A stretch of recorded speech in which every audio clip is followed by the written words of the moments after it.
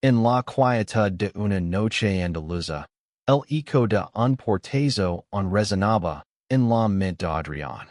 Habían pasado 5 años desde que sus padres, con lágrimas y gritos, lo echaron de la casa familiar en Granada, su hogar de toda la vida. Él, con apenas 20 años, había confesado su verdad. Era gay, y amaba a alguien. La Plaza de la Virgen Blanca, en Granada, estaba viva esa noche de verano. Las luces de las farolas danzaban sobre los adoquines, y el aroma a azahar impregnaba el aire. Adrián, de 25 años, caminaba de la mano de Lucas, su pareja, un joven sevillano de la misma edad, de cabello rubio y ojos verdes que parecían reflejar las estrellas. Habían construido una vida juntos en Málaga, lejos del peso de los recuerdos, pero esa noche, un sobrelicrado legó a sus manos. Una carta de los padres de Adrián. Decía, necesitamos tu firma. Es urgent. Por favor, vuelve a casa. Adrián sintió que el suelo se desvanecía. Lucas apretó su mano. Sus dedos cálidos anclándolo a la realidad. No tienes que ir, susurró Lucas, pero ambos sabían que no era tan simple. La familia de Adrián, los Morales, era conocida en Granada por su riqueza y su estricta moral tradicional. Su hermano GEMelo, Alejandro, siempre fue el hijo perfecto, el que cumplía, el que calaba, el que seguía las reglas. Adrián, en cambio, era el rebelde, el que sonaba con colores más allá del blanco y negro de las expectativas familiares. 5 años atrás, cuando Adrián les confesó que amaba a un hombre, su madre, Carmen, lo miró como si hubiera apuñalado su corazón. Su padre, Miguel, un hombre de pocas palabras pero de mirada severa, simplemente señaló la puerta. No eres nuestro hijo. Dijo, y esas palabras cortaron más profundo que cualquier cuchillo. Alejandro, su GEMelo, no dijo nada. Solo bajo la mirada, atrapado entre el amor fraternal y la lealtad a sus padres. Ahora, esa carta los arrastraba de vuelta al pasado. Adrián no podía ignorarla, no porque quisiera volver, sino porque algo en su interior aún buscaba respuestas. ¿Por qué lo necesitaban ahora? ¿Qué había cambiado? Lucas, siempre protector, insistió en acompañarlo. No te enfrentes a esto solo. Dijo, y Adrián asintió, aunque el miedo lo apretaba el pecho. El viaje en tren desde Málaga hasta Granada fue un torbellino de emociones. Adrián miraba por la ventana, recordando los días en que él y Alejandro corrían por los campos de olivos, inseparables, compartiendo secretos bajo el sol abrasador. Eran idénticos en apariencia, cabello negro, ojos castaños, piel broncida, pero sus almas siempre fueron opuestas. Alejandro era la calma, Adrián, la tormenta. Sin embargo, el amor entre ellos era inquebrantable hasta aquella noche. Cuando llegaron a Granada, la ciudad los recibió con su mezcla de historia y vida. Las calles estrechas del Albayacín, las vistas de la Alhambra al fondo, todo era un recordatorio de lo que Adrián había perdido. La casa familiar, una casona antigua con patio de naranjos, seguía igual, pero ahora así, esencia como un mausoleo. Lucas tomó su mano antes de tocar el timbre. Era suficiente, le dijo, y Adrián respiró hondo. La puerta se abrió, y allí estaba Carmen, su madre, con el rostro cercado por nuevas arrugas. Sus ojos, antes fríos, ahora parecían suplicar. Adrián, murmuró, y por un instante, él quiso correr hacia ella, abrazarla como cuando era niño. Pero el recuerdo del portezo lo detuvo. Porque estoy aquí, pregunto, su voz firme pero temblorosa. Carmen los invito a pasar, y en el salón, Miguel agardaba, más delgado, más frágil de lo que Adrián recordaba. Alejandro no estaba. La tensión llenaba el air, densa como el humo. Sobre la gerencia, explicó Miguel, evitando la mirada de su hijo. Tu abuelo dejó una cláusula. Para que Alejandro hurried la finca, necesitamos tu firma. Iris part del testamento. Adrián sintió una punzada de incredulidad. Lo habían acado, lo habían barrado de sus vidas, y ahora lo necesitaban para salvar la preciada finca familiar. Lucas, sentado a su lado, apretó los puños, conteniendo su indignación. ¿Y por qué no está Alejandro aquí? Preguntó Adrián, su voz cortante. Carmen bajó la mirada. Está en el hospital, confieso. Tiene leucemia. Lo descubrimos hace un año. El mundo de Adrián se detuvo. Su GEMelo, su otra mitad, estaba enfermo. Y nadie se lo había dicho. La rabia y el dolor se mezclaron en su pecho, pero antes de que pudiera hablar, Miguel añadió, necesitamos la finca para pagar su tratamiento. Sin tu firma, lo perdemos todo. Adrián sintió que el air se lo escapaba. Miró a Lucas, buscando en sus ojos la fuerza para no derrumbarse. ¿Cómo podían pedir esto después de todo? Pero la imagen de Alejandro, enfermo, solo, lo atravesó como una daga. No podía dejarlo morir. No importaba cuánto lo doliera. Esa noche, en un hostal cercano, Adrián no pudo dormir. Lucas lo abrazó en la oscuridad. Susurrando que todo estaría bien. Pero nada estaba bien. La idea de volver a esa casa, de enfrentarse a su pasado, era como caminar sobre brasas. Sin embargo, por Alejandro, lo haría. Aunque significara abrir heridas que nunca sanaran. A la mañana siguiente, el sol se alzaba sobre Granada, bañando las colinas con un resplandor dorado. Adrián y Lucas caminaron hacia el hospital, un edificio blanco y frío que contrastaba con la calidez de la ciudad. Adrián sentía el corazón en la garganta. No había visto a Alejandro en 5 años, y ahora lo imaginaba débil, atrapado en una cama, luchando por su vida. El hospital olía a desinfectant, y el sonido de los monitores resonaba en los pasillos. Cuando entraron en la habitación, Adrián se quedó paralizado. Alejandro estaba pálido, con el cabello más corto y ojeras marcadas bajo los ojos. Pero al verlo, una sonrisa débil cruzó su rostro. Adri, susurró, y ese apodo de la infancia rompió algo dentro de Adrián. Se acercó, conteniendo las lágrimas. ¿Por qué no me lo dijiste? Preguntó, su voz quebrada. Alejandro intentó responder, pero la tos lo interrumpió. No quería que volvieras por lastima, dijo finalmente. Después de lo que pasó no creía que querías verme.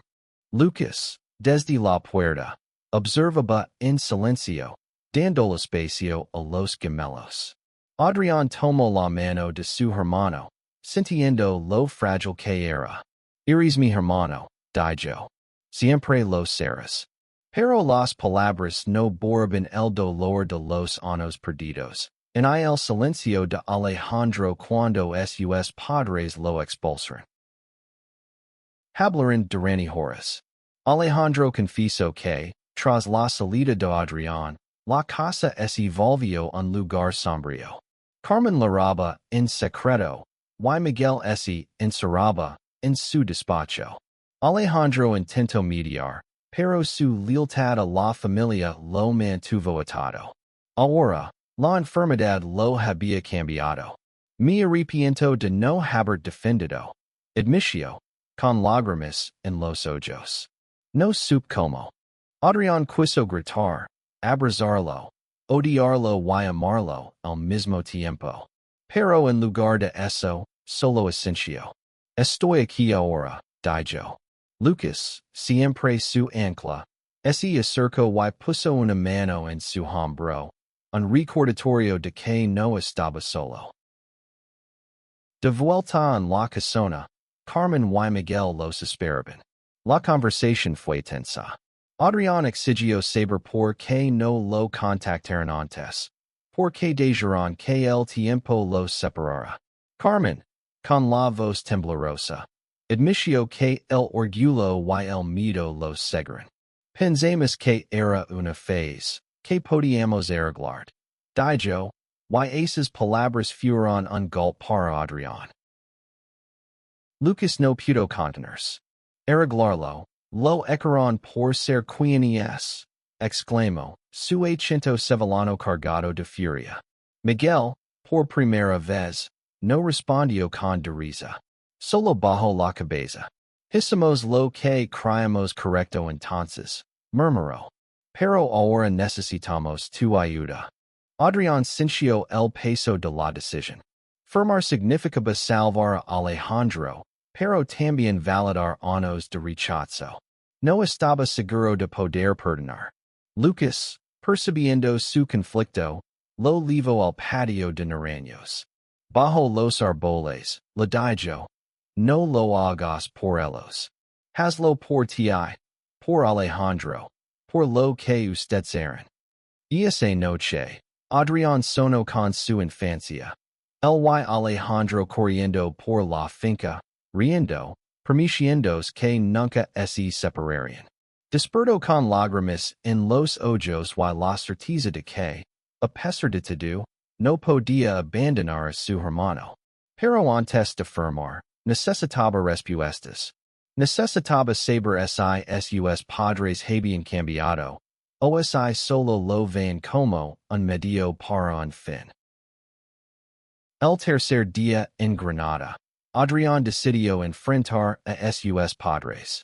La casona, con sus paredes blancas y suelos de mármol, parecía más fría que nunca. Carmen preparó café, un gesto que en otro tiempo habría sido cálido, pero ahora es sinche forzado. Miguel, sentado en el sillón, tamborileaba los dedos, incómodo. Quiero la verdad, dijo Adrián, su voz firme. ¿Por qué me acastias? ¿Por qué nunca me buscastias? Lucas, a su lado, mantenía la calma, pero sus ojos vigilaban cada gesto de los padres. Carmen intentó hablar, pero las palabras lo aturaron. Fue Miguel quien respondió, con una honestidad cruda. Teníamos miedo. De lo que dirían los vecinos, la iglesia, la familia. Pensamos que estabas confundido, que podías cambiar. Adrián sintió una olida de rabia. ¿Confundido? Amo a Lucas. Eso no es un error. Carmen cubrió el rostro, llorando. No lo entendíamos entonces, dijo. Pero te hemos extrañado, Adrián. Cada día. Esas palabras deberían haberlo consolado, pero solo a vivir en su dolor. Me acastias como si fuera basura, replicó. ¿Y ahora? ¿Qué? ¿Me querías de vuelta porque necesitáis algo de mí? Lucas puso una mano en su brazo, calmándolo. Miguel, por primera vez, se levantó y se acercó a su hijo. Cometemos un error, admitió. Y no espero que nos perdons. Pero Alejandro te necesita. La mención de su hermano suavizó la furia de Adrián. Recordó las tardes en la finca, cuando él y Alejandro planeaban su futuro, cenando con viajar juntos por el mundo. Ahora, Alejandro estaba atrapado en un hospital, y la finca, el legado de su abuelo, era su única esperanza. Adrián sabía que firmar no solo salvaría a su hermano, sino que también lo obligaría a enfrentarse a su pasado. Esa tarde, Adrián y Lucas visitaron de nuevo a Alejandro. Su hermano estaba más débil, pero su espíritu seguía allí, brillando en cada palabra. Si firmas, no lo hagas por ellos, dijo Alejandro. Hazlo porque eres mejor que ellos. Esas palabras resonaron en Adrián, recordando quién era. No el hijo recasado, sino el hombre que había encontrado amor y fuerza en Lucas. De regreso en el hostal, Adrián y Lucas hablaron hasta la madrugada. Lucas, siempre pragmático, le dijo, no puedes cambiar el pasado, pero puedes decidir qué hacer con el futuro. Adrián asintió, sintiendo que, por primera vez, tenía el control. Decidió que firmaría, pero no sin conditions. Quería que sus padres reconocieran su relación con Lucas, que aceptaran quién era. Al día siguiente, en la casona, Adrián puso sus términos sobre la mesa. Si firmó, quiero que Lucas sea bienvenido aquí. Quiero que me veas como soy, no como quieres que sea. Carmen y Miguel intercambiaron miradas. Por un momento, Adrián temió otro rechazo. Pero entonces, Carmen se levantó y, con lágrimas, lo abrazó. Lo intentaremos, permiso. Por ti, por Alejandro. La firma estaba lista, pero Adrián no la entregó de inmediato. Quería pasar más tiempo con Alejandro, reconstruir el vínculo que los años y el silencio habían roto. En el hospital, los gemelos hablaron de todo. Los recuerdos felices, los dolores compartidos, los sueños que guardaban.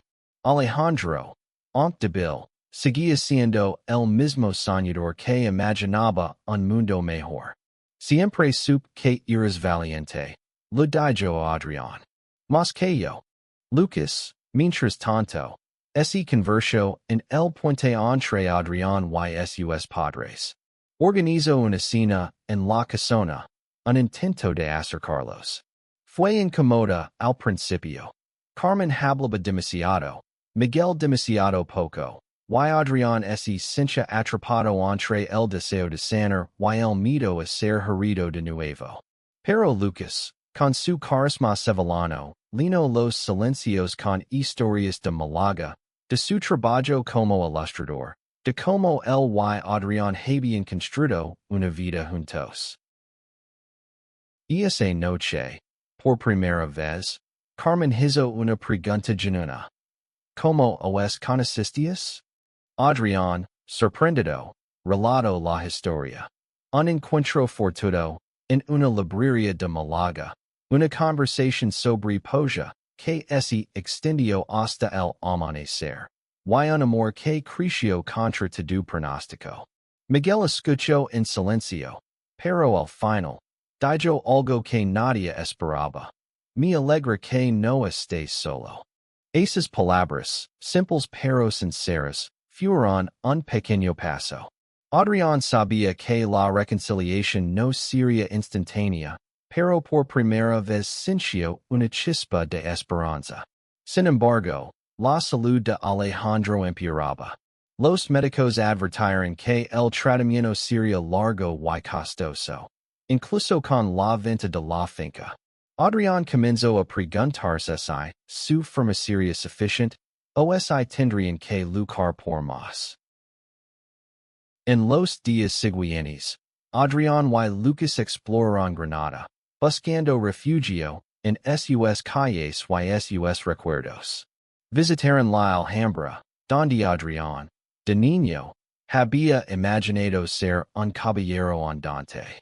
Ahora, se sentía más como un guerrero cansado, pero con Lucas a su lado, sabía que podía seguir adelante. Una noche, bajo las estrellas, Lucas le propuso algo inesperado. Si todo esto termina bien, ¿te casarías conmigo? Adrián, Con el corazón acelerado, sonrio. C. Respondio, y ese momento se convirtió en su ancla. La decisión de firmar ya no era solo por Alejandro, sino por el futuro que Adrián quería construir. Pero antes de hacerlo, necesitaba estar seguro de que sus padres respetarían su vida, su amor. La lucha no era solo por la finca, sino por su identidad, por su lugar en el mundo.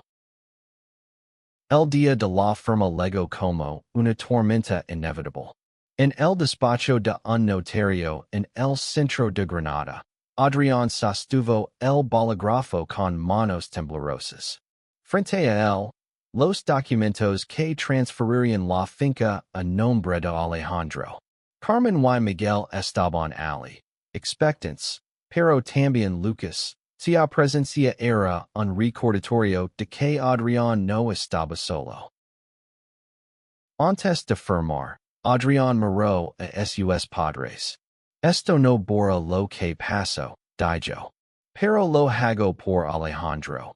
Y porque creo que podemos ser mejores.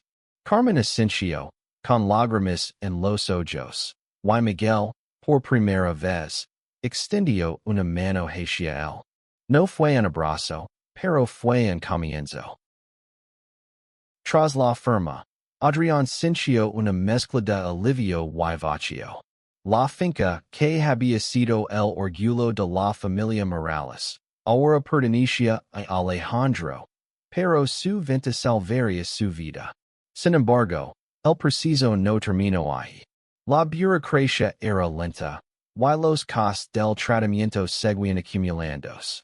Adrián y Lucas decidieron quedarse en Granada para apoyar a Alejandro, alquilando un pequeño apartamento en el Albayazín. En las semanas siguientes, la relación con sus padres comenzó a sanar, aunque no sin tropiezos. Carmen empezó a invitarlos a cenar, y aunque las conversaciones eran torpes, había un esfuerzo genuino. Miguel, más reservado, comenzó a hablar con Lucas sobre arte, un tema que los unía inesperadamente. Adrián observaba, dividido entre la esperanza y la cautela. Alejandro, mientras tanto, respondía lentamente al tratamiento. En una de sus visitas, lo confesó a Adrián que siempre había envidiado su valencia. Tú te atreves a ser tú mismo, dijo. Yo siempre seguí las reglas, y mira donde estoy. Adrián lo abrazó, prometiendo que estarían juntos en esto, sin importar qué. Pero no todo era fácil. Los rumores en el pueblo sobre la relación de Adrián y Lucas comenzaron a circular, y aunque Granada era una ciudad abierta, las miradas y los susurros dolían. Una noche, un vecino los confrontó en un bar, llamándolos pecadores. Lucas, con su calma habitual, respondió, el único pecado es odiar a quien ama. Adrián nunca lo había amado más. La lucha por la aceptación no era solo con los demás, sino también consigo mismo. Adrián encargaba el peso del rechazo, y a veces, en la soledad de la noche, se preguntaba si valía la pena. Pero entonces miraba a Lucas, Alejandro, y sabía que sí. Los meses pasaron, y la vida en Granada se convirtió en una rutina frágil pero esperanzadora. Alejandro mejoraba, y los médicos comenzaron a hablar de remisión. La venta de la finca se completó, y los fondos aseguraron su tratamiento. Adrián y Lucas, mientras tanto, encontraron un ritmo propio en la ciudad, trabajando desde cafeterías y explorando las calles empedradas del Albayazín. Carmen y Miguel comenzaron a abrirse más. Una tarde, Carmen invitó a Lucas a ayudarla en la cocina, un gesto que para Adrián fue monumental. Prepararon una paella juntos, y por primera vez en años, La casa ese lino de risas. Miguel, aunque más lento en sus gestos, comenzó a preguntar por sus vidas en Málaga, mostrando un interés que Adrián nunca imaginó posible. Sin embargo, el pasado seguía acercando. Una noche, Adrián recibió un mensaje anónimo. No perteneces aquí. Las palabras lo llevaron de vuelta a aquella noche de hace 5 años, cuando sus padres lo echaron. Lucas lo encontró temblando, y juntos decidieron enfrentarse a los rumores. Organizaron una pequeña exposición de las ilustraciones de Lucas en un café local, invitando a toda la comunidad. Fue un acto de Valencia, una forma de decir, estamos aquí, y no nos iremos. La exposición fue un éxito inesperado. Los vecinos, al principio curiosos, terminaron conmovidos por las obras de Lucas, que contaban historias de amor y resistencia. Incluso algunos que antes susurraban ahora se acercaban a felicitarlos. Adrián sintió, por primera vez, que Granada podía ser un hogar de nuevo. Alejandro, y más fuerte, asistió a la exposición. Ver a su hermano y Lucas tenidos le dio una nueva perspectiva. Siempre pensé que eres el débil por ser diferente, le dijo a Adrián. Pero eres el más fuerte de todos nosotros. Esas palabras sanaron una herida que Adrián ni siquiera sabía que ensangraba.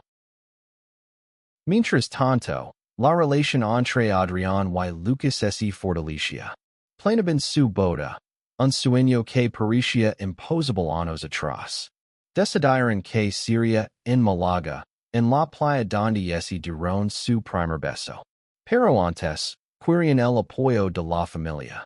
Adrián invitó a sus padres a una cena para contarles sus planes, temiendo su reacción. La cena fue en el patio de Naranjos, bajo las estrellas. Adrián y Lucas, nerviosos pero decididos, compartieron su noticia. Se casarían en Málaga, y querían que Carmen, Miguel y Alejandro estuvieran allí. El silencio que siguió fue ensordecido. Adrián sintió que el tiempo se detenía, temiendo otro rechazo. Pero entonces, Carmen se levantó y los abrazó a ambos. Quiero verte feliz, dijo, con la voz quebrada. Miguel, más reservado, asintió. Si eso es lo que quieres, allí estaremos, permiso. Alejandro, sentado junto a ellos, sonrió. No me lo perdería por nada, dijo. La boda fue sencilla pero perfecta. En una playa de Málaga, con el mar como testigo, Adrián y Lucas se permitieron amor eterno. Carmen Loro, Miguel aplaudió en silencio, y Alejandro, ya recuperado, fue el padrino. La familia Morales, rota durante tanto tiempo, comenzó a sanar, no porque todo estuviera olvidado, sino porque el amor, al final, era más fuerte que el orgullo. Años después, Adrián y Lucas volvieron a Granada para visitar a Alejandro, que ahora vivía en la casona con su propia familia. La finca ya no era suya, pero el amor entre los gemelos seguía intacto. Carmen y Miguel, aunque mayores, seguían aprendiendo a aceptar, a amar sin condiciones. Adrián, mirando a Lucas bajo los naranjos, supo que había encontrado su lugar en el mundo. El rechazo de su pasado no lo definió. Lo que lo definió fue su capacidad de amar, de perdonar, de seguir adelante. Y en cada paso, Lucas estuvo allí, recordando que el amor verdadero no solo sobrevive, sino que transforma.